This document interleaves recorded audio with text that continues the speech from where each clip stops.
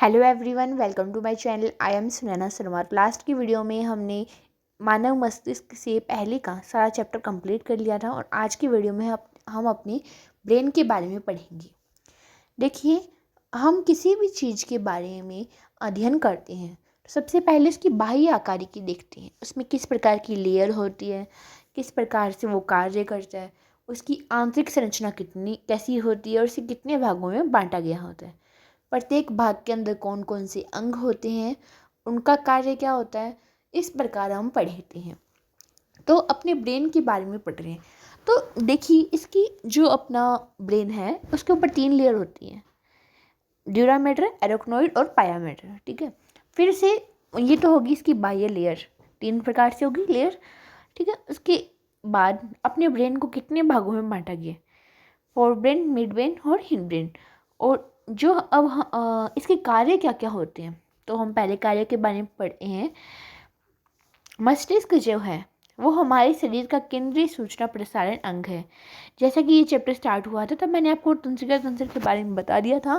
केंद्रीय और परिधीय 2 प्रकार से होता है। तो जो हमारा मस्तिष्क है वो केंद्रीय सूचना प्रसारण अंग है, जो आदेश और नियंत्रण की तरह कार्य करते हैं। ऐच्छिक गमन, शरीर का संतुलन, प्रमुख अनैच्छिक अंगों के कार्य जैसे फेफड़े, हृदय, वृक्क, तापमान का नियंत्रण करता है। भूख और प्यास, परिवहन, ले, अनेक अंतःस्रावी ग्रंथियों की क्रियाएं और मानव व्यवहार का नियंत्रण करता है।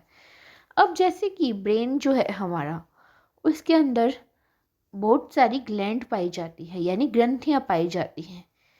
इसी के अंदर हमारी मास्टर ग्लैंड भी पाई जाती है।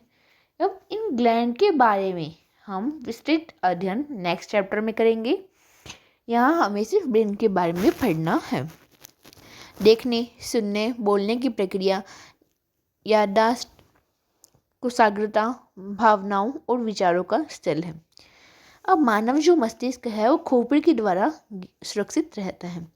खोपड़ी के भीतर कपालीय मेनिंजेस से घिरा होता है, जिसकी बाह्य परत ड्यूरा मैटर, एरोक्नोइड और आंतरिक परत पाया मैटर होती है, जो कि मस्तिष्क ऊतकों के संपर्क में होती है। इसके 3 भाग होते हैं, अग्र, मध्य और पश्च। अब सबसे पहले हम अग्र मस्तिष्क के बारे में बात करेंगे। अग्र मस्तिष्क के अंदर कौन आता है, सेरिब्रम, थैलेमस और हाइपोथैलेमस। जो सेरिब्रम होता है उसे ही हम प्रमस्तिष्क कहते हैं। ये एक बड़ा भाग होता है और एक गहरी लंबवत विधर प्रमस्तिष्क को 2 भागों में, दाएं और बाएं में विभक्त करती है। ये गोलार्ध तंत्रिका तंत्रों को कार्पस कैलोसम द्वारा जुड़े होते हैं। देखिए, जो अपना प्रमस्तिष्क है, सेरिब्रम है, ये आपको एक येलो कलर की कार्पस कैलोसम दिख रही होगी। चित्र के माध्यम से आप अच्छी तरह समझ सकते हैं। प्रमस्तिष्क गोलार्धों को कोशिकाओं की एक परत आवृत्तित होती है, जिसे प्रमस्तिष्क वल्कुट कहते हैं। एक निश्चित गर्तों में बदल जाती है। अभी तक हमने क्या पढ़ा, इसकी लेयर के बारे में पढ़ा और इसे कितने भागों में बांटा गया। इसका फर्स्ट भाग है अग्र मस्तिष्क। अग्र मस्तिष्क के अंदर सेरिब्रम, थैलेमस और हाइपोथैलेमस होते हैं। उसके बाद हमने कार्पस कैलोसम के बारे में पढ़ा। अब जो प्रमस्तिष्क गोलार्ध की जो कोशिकाएं होती है वो एक परत आवर्तित होती है, जिसे प्रमस्तिष्क वल्कुट कहते हैं और इसे गर्तों में बदल जाती है। प्रमस्तिष्क वल्कुट को इसके दूसरे रंग के कारण दूसरा द्रव्य कहा जाता है। तंत्रिका कोशिकाएं सांद्रित होकर इसे रंग प्रदान करती है। जो प्रमस्तिष्क वल्कुट होता है उसके अंदर प्रेरक क्षेत्र और संवेदी भाग और बड़े भाग होते हैं, जो स्पष्ट है, न तो प्रेरक होते हैं और ना ही संवेदी। यह भाग सहभागी क्षेत्र कहलाता है। क्वेश्चन आएगा कि सहभागी क्षेत्र किसे कहते हैं, तो जो अपना प्रमस्तिष्क होता है यानी सेरिब्रम का जो होता है वो वल्कुट में प्रेरक क्षेत्र और संवेदी भाग और बड़े भाग होते हैं, जो स्पष्ट है, न तो प्रेरक होते हैं और ना ही संवेदी होते हैं।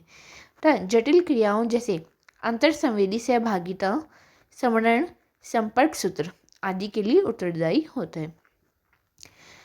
इस पथ में रेशे माइलिन आच्छाद से आवर्तित होते हैं, जो कि प्रमस्तिष्क गोलार्ध की आंतरिक भाग बनाते हैं और सफ़ेद अपारदर्शी रूप प्रदान करती है।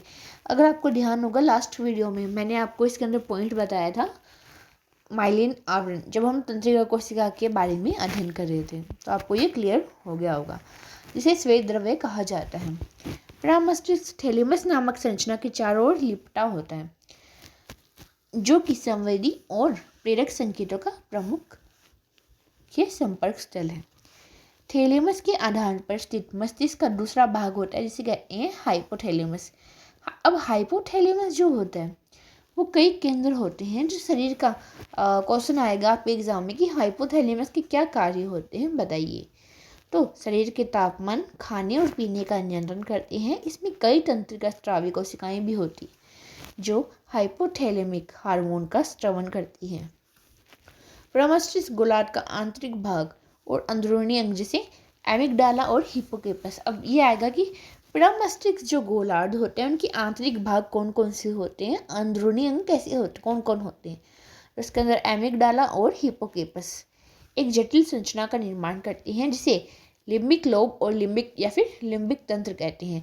लिम्बिक लोब किसे कहते हैं, जो आंतरिक अंग है जैसे एमिगडाला और हिप्पोकैम्पस, ये समूह मिलकर एक जटिल संरचना का निर्माण करते हैं, जिसे लिम्बिक तंत्र कहते हैं। तो इसके ये हाइपोथैलेमस के साथ मिलकर लैंगिक व्यवहार, मनोभावनाओं की अभिव्यक्ति जैसे उत्तेजना, खुशी, गुस्सा और भय का नियंत्रण करते हैं। मध्य मस्तिष्क क्या होता है, पहले हमने पढ़ा अग्र मस्तिष्क, तो अग्र मस्तिष्क के बाद क्या आएगा, मध्य मस्तिष्क यानी बीच का। अग्र मस्तिष्क के थैलेमस या फिर हाइपोथैलेमस तथा पोन्स के बीच स्थित होता है। एक नाल प्रमस्तिष्क तरल नलिका मध्य मस्तिष्क से गुजरती है। इसके ऊपरी 4 लोबनुमा उभार का बना होता है, जिसे कार्पोरक वाडी जमीन कहते हैं। देखिए, अग्र मस्तिष्क के बाद थैलेमस और हाइपोथैलेमस होता है, और उसके बाद क्या होता है, पश्चिम मस्तिष्क। इसके अंदर पोन्स का जो क्षेत्र होता है, तो इसके बीच के स्थित को क्या कहेंगे, मध्य मस्तिष्क कहेंगे। उसके बाद पश्चिम मस्तिष्क यानी लास्ट में जो भाग होता है, पश्चिम मस्तिष्क, पोन्स, अनुमस्तिष्क और मध्यांश, मध्यांश को ही क्या कहते हैं, मेड्यूला ओब्लोगेटा का बना होता है। पोन्स रेशेनुमा पथ का बना होता है, जो कि मस्तिष्क के विभिन्न भागों को आपस में जोड़ता है। और अब क्वेश्चन आएगा कि मस्तिष्क के विभिन्न भागों को आपस में जोड़ने का कार्य किसके द्वारा किया जाता है। अनुमस्तिष्क की सतह विलगित होती है, जो न्यूरॉन्स को अतिरिक्त स्थान प्रदान करती है। मस्तिष्क का मध्यांश मेडुला से जुड़ा होता है, जो मेड्यूला ओब्लोगेटा है, आपने नाम तो सुना ही होगा। तो ये जो अपनी स्पाइनल कॉर्ड होती है उससे जुड़ा हुआ होता है। तो मध्यांश में मेडुला ओब्लोगेटा होता है, उसका अंदर श्वसन, हृदय परिसंचारी प्रतिवर्तन और पाचक रसों के स्राव के नियंत्रण केंद्र होता है। मध्य मस्तिष्क, पोन्स और मेडुला ओब्लोगेटा मस्तिष्क स्तंभ के 3 प्रमुख क्षेत्र हैं। तो मस्तिष्क जो स्तंभ है उसके 3 प्रमुख क्षेत्र कौन कौन होंगे, मध्य मस्तिष्क, पोन्स और मेडुला ओब्लोगेटा। मस्तिष्क स्तंभ मस्तिष्क और मेरुरज्जु के बीच संयोजन स्थापित करता है। प्रतिवर्ती क्रियाएं और प्रतिवर्ती चाप। जब हमारे शरीर का कोई अंग अत्यधिक गर्म, ठंडी, नुकीली वस्तुएं या जहरीली अथवा डरावनी जानवरों के संपर्क में आता है, तो उस अंग को अचानक हटा लिया जाता है। अनुभव की संपूर्ण क्रियाविधि एक अनैच्छिक क्रिया है, जो कि परिधीय तंत्रिका उद्दीपनों के फलस्वरूप केंद्रीय तंत्रिका तंत्र के भाग विशेष की अनुपस्थिति में होती है, प्रतिवर्ती क्रिया कहलाती है। जैसे आपने किसी गर्म चीज़ में अपना हाथ डाला तो आप तुरंत ही हटा लेंगे आप ये। तो ये जो क्रिया है वो अनैच्छिक क्रिया है, इच्छिक क्रिया नहीं है कि आपने पहले हाथ डाला, फिर आपकी इच्छा हुई, आपको गरम की अनुभूति हुई, उसके बाद आपने कहा अरे मुझे हटाना चाहिए मेरा हाथ, उसके बाद आप हटाएंगे, तो ये होगी आपकी इच्छिक क्रिया है। तो ये जो क्रिया है वो इच्छिक क्रिया नहीं होती है। प्रतिवर्ती क्रियाएं पथ अभिवाही न्यूरॉन्स और अपवाही न्यूरॉन जो एक निश्चित क्रम में लगे होते हैं से बना होता है। अभिवाही न्यूरॉन संवेदी अंगों के संकेत ग्रहण करके तंत्रिका मूल के द्वारा केंद्रीय तंत्रिका तंत्र से आवेगों का संप्रेषण करता है। प्रभावन या प्रेरक न्यूरॉन तब संकेतों को प्रभावी अंगों तक पहुंचाता है। इस तरह उद्दीपना एवं प्रतिवर्ती क्रियाएं मिलकर प्रतिवर्ती चाप का निर्माण करते हैं। जैसा कि दी गई रिफ्लेक्स से प्रदर्शित किया जा सकता है कि नीच क्रियाविधि का अध्ययन करने के लिए 21.5 का सावधानीपूर्वक अध्ययन कीजिए। देखिए, जैसे यहाँ पे उद्दीपन है, कोई हथौड़ा है, हम यहाँ मारेंगे तो ये अभिवाही पथ से होता हुआ हमारे मस्तिष्क में जाएगा और फिर जो सूचनाएं हैं उसको लेके जाएगा। तो तंत्रिकाएं की बात मैंने आपसे फर्स्ट जो अपना पार्ट था इस वीडियो का, तो उसमें मैंने आपको अच्छी तरह बताया। तो यहाँ पे आप उसको डायग्राम के थ्रू समझ सकते हैं। अब पढ़ते हैं संवेदिक अभिगम और संसाधन। क्या आपने कभी सोचा है कि आपको वातावरण में परिवर्तन की पहचान किस प्रकार होती है? तो जैसा कि हम देखते हैं कि कोई भोजन बन रहा है तो आपको उसमें तुरंत ही आपको स्मेल आ जाती है और आपके मुंह में पानी आ जाता है। आप उसकी अनुभूति कैसे करते हो? आपके जो आपका नोज़ होता है उससे आप उसकी स्मेल लेते हो। और मान लीजिए आपके पास कोई डीजे चल रहा है, आपके पड़ोस में डीजे चल रहा है, उसके बाद आपको आपका फेवरेट सॉन्ग बज रहा है, उस पर आपके जो कान है, जो हम आगे अपने कान की स्ट्रक्चर पढ़ेंगे, तो कान का जो बाह्य है जिसे पिन्ना बोलते हैं, वो सूचनाओं को एकत्रित करता है। ठीक है, तो आप किस प्रकार वस्तुएं उसके रंग को देख पाते हैं? तो अपनी नेत्रों के द्वारा। अब इसके अंदर अपना जो आई की स्ट्रक्चर के अंदर पढ़ेंगे हम, उसके अंदर 3 लेयर होगी। ठीक है, कैसे आप ध्वनि को सुनते हैं? संवेदी अंग सभी प्रकार की वातावरणीय बदलावों का पता लगाकर समुचित संदेशों को केंद्रीय तंत्रिका तंत्र को भेजता है। अब केंद्रीय तंत्रिका तंत्र के अंदर हमारा ब्रेन आता है, जहाँ सभी अंतर क्रियाएं संचालित और विश्लेषित की जाती हैं। इसके बाद संदेशों को मस्तिष्क के विभिन्न भागों या केंद्रों तक भेजा जाता है। इस प्रकार आप वातावरणीय बदलाव को अनुभव करते हैं। हम वस्तुओं को अपनी नासिका द्वारा सूंघते हैं, जीभ द्वारा स्वाद की पहचान करते हैं, कान द्वारा सुनते हैं तथा आंखों के द्वारा देखते हैं। नासिका में श्लेष्म आवरण युक्त संवेद ग्राही होते हैं जो गंध का संवेदन करते हैं और इन्हें घ्राण ग्राही कहते हैं। ये घ्राण उपकला से बने होते हैं। इसमें 3 प्रकार की कोशिका होती है। एक तो होती है घ्राण उपकला की तंत्रिका कोशिका तथा बाह्य वातावरण से सीधे एक जोड़ी सेम के आकार में के अंग विस्तारित होते हैं, इन्हें घ्राण बल्ब कहते हैं।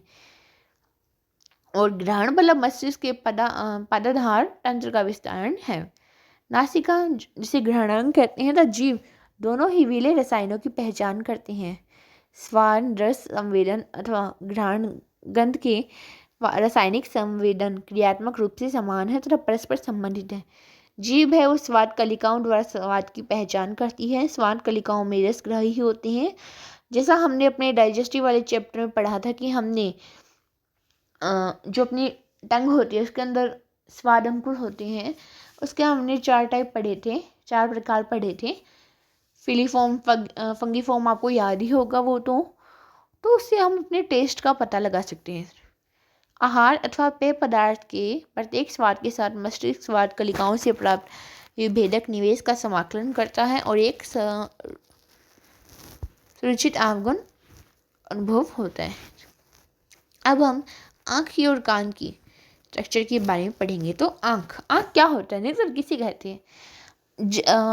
जो आपकी आई स्ट्रक्चर है वो हम 8 से पढ़ते आ रहे हैं, तो इसमें वैसे डाउट नहीं होना चाहिए। अगर मैं आपके डाउट्स को क्लियर करूँगी। अगर आपका कोई भी डाउट हो तो आप कमेंट सेक्शन में ज़रूर बताना। तो अपने नेत्र की संरचना पढ़ते हैं।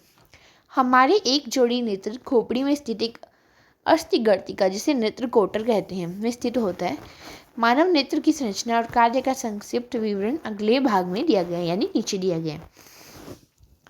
जो नेत्र के भाग होते हैं वो वयस्क मनुष्य के नेत्र लगभग गोलाकार संरचना होती है। नेत्र की दीवारें 3 परतों की बनी होती हैं। बाहरी परत घने संयोजी ऊतकों की बनी होती है जिसे स्क्लेरा कहते हैं और अग्रभाग कॉर्निया कहलाता है। जो स्क्लेरा है जिसे श्वेत पटल कहते हैं वो कॉर्निया होता है, उसका अगला भाग। मध्य परत कोरोइड में अनेक रक्त वाहिनियाँ होती है और ये हल्के पीले रंग की होती हैं। पिछले 2/3 भाग पर कोरोइड की पतली परत पतली होती है, लेकिन ये अग्रभाग में मोटी होकर पक्षमाप काई बनाती है। तो इसका नाम स्क्लेरा, कोरोइड और रेटिना। तो स्क्लेरा है वो आगे चलकर क्या बना रही है, देखिए कॉर्निया। कोरोइड है वो आगे पक्षमाप काई और फिर आइरिस, और उसके बाद लेंस को वो पकड़े रखती है। पीछे होगी उसकी अंदर वाली रेटिना। उसके बीच का जो भाग है उसे कहते हैं कचाव द्रव। आइरिस के बारे में मैंने आपको बता ही दिया। लेंस हो गया, और उसके बाद ये जो आगे वाला है लेंस और इसके बीच का, कॉर्निया के बीच का, इसे हम कहते हैं एक्वस चैम्बर। पक्षमापकाय आगे की ओर निरंतरता बनाए हेतु वर्णक युक्त और अपारदर्शी संरचना आइरिस बनाती है, जो कि आंख का रंगीन देखने योग्य भाग होता है। नेत्र गोलक के भीतरी पारदर्शी क्रिस्टलीय लेंस होता है, जो कि तंतुओं द्वारा पक्षमापकाय से जुड़ा होता है। लेंस के सामने आइरिस से घिरा हुआ एक छिद्र होता है, जिसे प्यूपिल कहते हैं। इसको आपका डायग्राम है उसके अंदर इसको शो नहीं किया गया है। प्यूपिल के घेरे का नियंत्रण आइरिस के पेशी तंतु करते हैं। आंतरिक परत जो होती है वो रेटिना होती है, सबसे अंदर वाली, जिसे दृष्टि पटल कहलाती है। ये कोशिकाओं की 3 तंत्रिकाएं पर से बनी होती है, अर्थात अंदर से बाहर की ओर गुच्छिकाएं कोशिकाएं, द्विध्रुवीय कोशिकाएं, प्रकाशग्राही कोशिकाएं। उसके बाद 3 कोशिकाएं होगी रेटिना के अंदर, और जो तीसरी कोशिका है प्रकाशग्राही कोशिका, इसे भी 2 भागों में बांटा है, शलाका और शंकु। इन कोशिकाओं में प्रकाश संवेदी प्रोटीन प्रकाशीय वर्णक होता है। दिन की रोशनी में देखना प्रकाश अनुकूली होता है, और रंग देखना शंकु के कार्य होते हैं। दिन की रोशनी में देखना शंकु का कार्य होता है तथा स्कोटोपिक यानी तिमिरानुकूलित दृष्टि शलाका का कार्य होता है। शलाकाओं में बैंगनी और लाल रंग का प्रोटीन रोडोप्सिन या दृष्टि बैंगनी होता है, जिसमें विटामिन ए का व्युत्पन्न होता है। मानव नेत्र में 3 प्रकार के शंकु होते हैं, जिनमें कुछ विशेष प्रकाश वर्णक होते हैं, जो कि लाल, हरे और नीले प्रकाश को पहचानने में सक्षम होते हैं। विभिन्न प्रकार के शंकु और उनके प्रकाश वर्णकों के मेल से अलग अलग रंगों के प्रति संवेदना उत्पन्न होती है। जब इन शंकुओं को समान मात्रा में उत्तेजित किया जाता है तो सफेद रंग के प्रति संवेदना उत्पन्न होती है। अब हम पढ़ते हैं दृक् तंत्रिका। नेत्र तथा दृष्टि पटल को नेत्र गोलक के मध्य थोड़ी पश्च ध्रुव के ऊपर छोड़ती है, तो रक्त वाहिनियां यहाँ प्रवेश करती हैं। प्रकाश संवेदी कोशिकाएं उस भाग में नहीं होती है, इसलिए अंधबिंदु कहते हैं। डायग्राम में आप देख सकते हो, ये होगी दृक् तंत्रिकाएं और ये हो गया अंधबिंदु।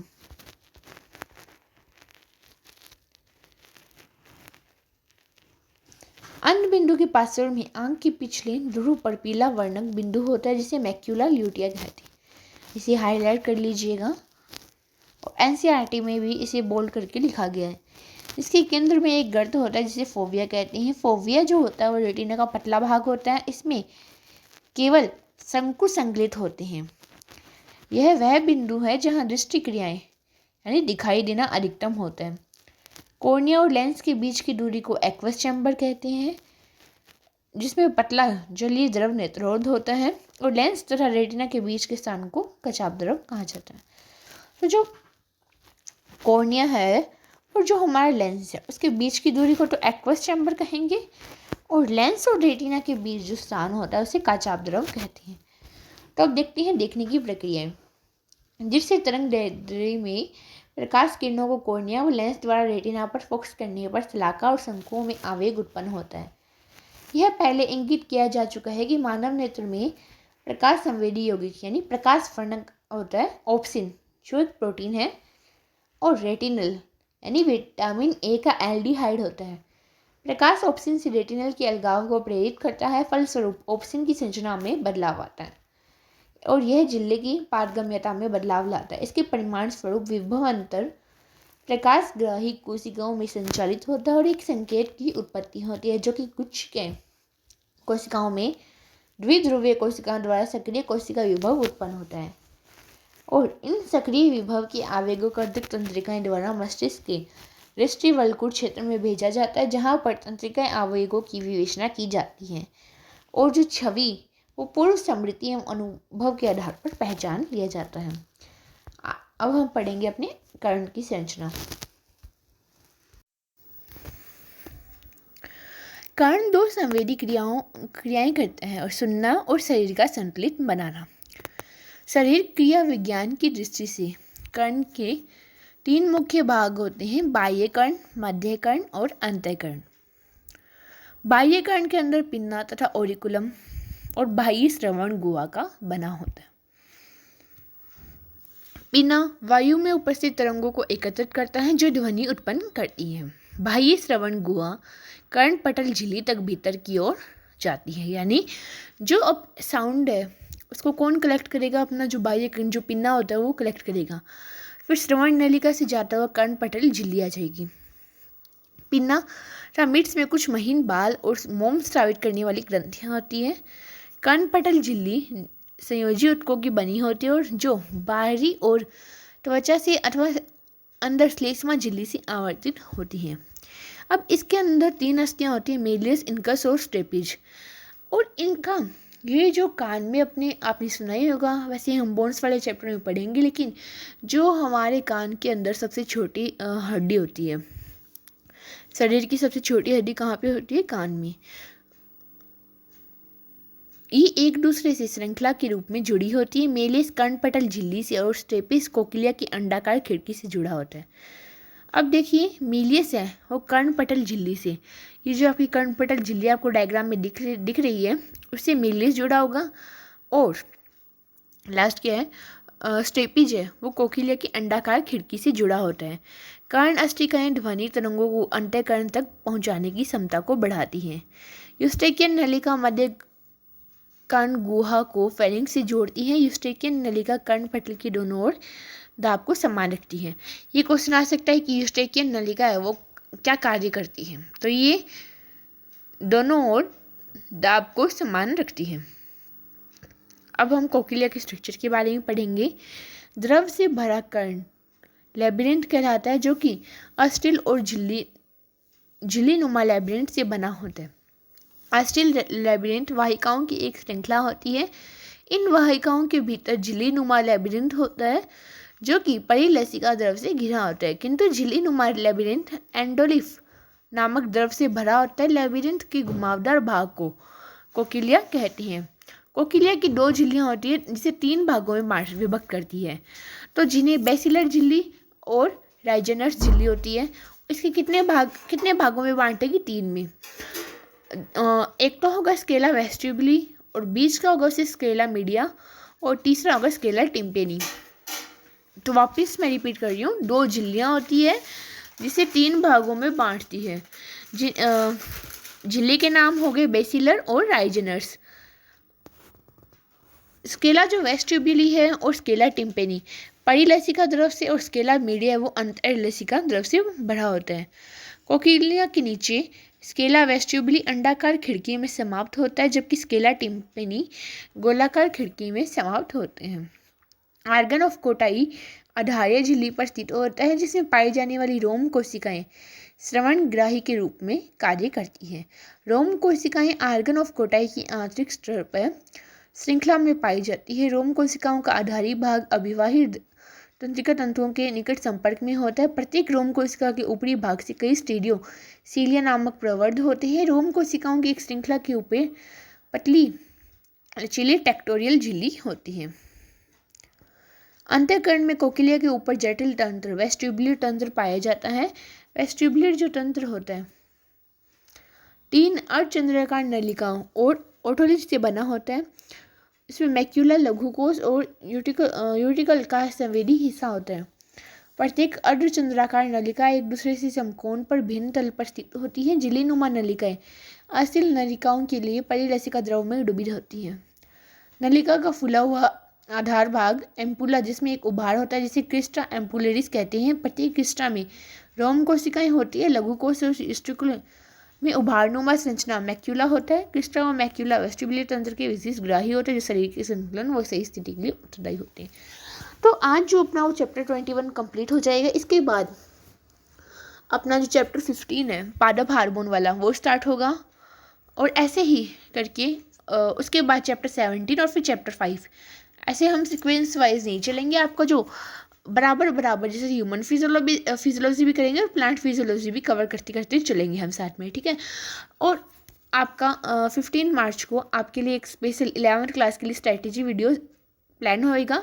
तब से अगर आप साथ में 15 डेज़ में आप सिलेबस को कवर करना चाहते हैं 11th क्लास के लिए, सिलेबस तो देखिए हमारा पहले ही हो गया था 20 डेज़ के अंदर। अब हमें क्या करना है, रिवीजन सेशन लगाने हैं। तो रिवीजन सेशन के लिए आपको रोज़ टास्क दिए जाएंगे, उसको कंप्लीट करना होगा। तो हम 15 डेज़ में ऐसे अपना सिलेबस रिवाइज कर सकती हैं। अब लास्ट हम पढ़ लेते हैं इस चैप्टर का लास्ट पॉइंट, श्वसन की क्रियाएं। कर्ण किस प्रकार ध्वनि तरंगों को तंत्रिका आवेगों में बदलता है, जो कि मस्तिष्क द्वारा उद्दीप्त व क्रियात्मक होकर हमें ध्वनि की पहचान कराते हैं। बाह्य कर्ण ध्वनि ग्रहण कर कर्ण पटल तक भेजता है। ध्वनि तरंगों के प्रतिक्रिया में कर्ण पटल में कंपन होता है और ये कंपन कर्ण अस्टिका मेलियस इनकर्स और स्टेपिस से होते हुए गोलाकार खिड़की तक आता है और गोलाकार खिड़की में संपन्न कोक्लिया से भरे द्रव तक पहुंचते हैं, जहां पे लिम्फ से तरंगे उत्पन्न करती है। लिम्फ की तरंगे आधार कला में हलचल उत्तेजित करती है। आधारीय झिल्ली में गति में रोम कोशिकाएं मुड़ती है और टेक्टोरियल झिल्ली पर दबाव डालती है। फलस्वरूप संगठित अभिवाही न्यूरॉन्स में तंत्रिकाएं आवेग उत्पन्न होती है और ये आवेग अभिवाही तंतुओं द्वारा श्रवण तंत्रिका से होते हैं मस्तिष्क के श्रवण वल्कुट तक भेजी जाती हैं, जहां आवेगों का विश्लेषण कर ध्वनि को पहचाना जाता है। तो आज अपना जो चैप्टर है वो कंप्लीट हो गया है। इसके बाद आप बात को ध्यान से सुनना। 15 डेज़ के अंदर आपको रोज़ टास्क दिए जाएंगे और जो टास्क जो आपको दिए जा रही है उसकी वीडियो भी अपलोड होगी। जैसे जो आपको चैप्टर दिया है रिवाइज करने के लिए, तो इवनिंग में आपको उसके नोट्स की वीडियो भी मिल जाएगी। तो ऐसे हम अपने जो सिलेबस है उसका रिवाइज कर लेंगे। अगर जो वीडियो अपलोड नहीं हुई है रिवीजन सेशन के लिए, वो आपको वीडियो अपलोड हो जाएगी।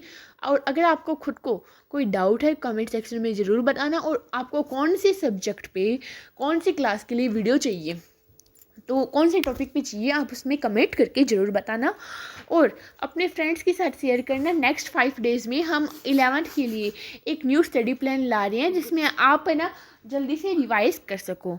सो अगर आपको ये वीडियो अच्छी लगी तो प्लीज़ वीडियो को लाइक और शेयर करना और चैनल को सब्सक्राइब करना मत भूलना। Thank you.